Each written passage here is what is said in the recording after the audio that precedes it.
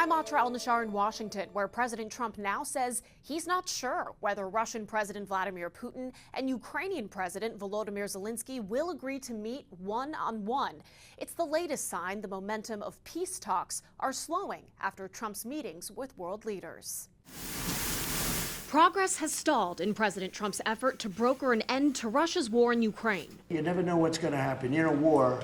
Strange things happen in war. 1 week after hosting Ukrainian President Volodymyr Zelenskyy and other European leaders at the White House, President Trump says he has continued speaking with Russian President Vladimir Putin. Every conversation I have with him is a good conversation, and then unfortunately a bomb is loaded up into Kiev or someplace, and then I get very angry about it. Russia even striking an American factory in western Ukraine. I told him I'm not happy about it. For not the first time, Trump says he thinks he'll know in the next 2 weeks if they can find an end to the war. What we do know is he views a bilateral meeting between Putin and Zelenskyy as the necessary next step.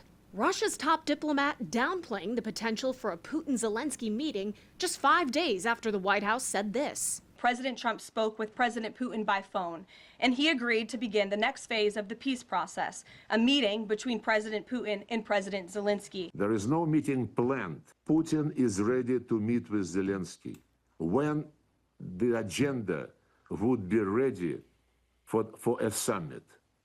And this agenda is not ready at all. In the past, Trump promised to find a quick end to the war. Now he says it's essentially all up to Putin and Zelenskyy. I don't know that they'll meet. Maybe they will, maybe they won't. They'd like me to be at the meeting. I said, you guys ought to work it out. It's between you, it's not us. I thought it would be the easiest one to stop, and it's really not. It's very complex. It's very personal from their standpoint. On Monday, the president said there could be very big consequences if the leaders don't meet, but didn't specify. Zelensky's calling for additional sanctions to be imposed on Russia, which Trump previously said he would do. But in a new interview, Vice President J.D. Vance says sanctions are not off the table, but suggested they may not be effective. In Washington, I'm Atra Al-Nashar.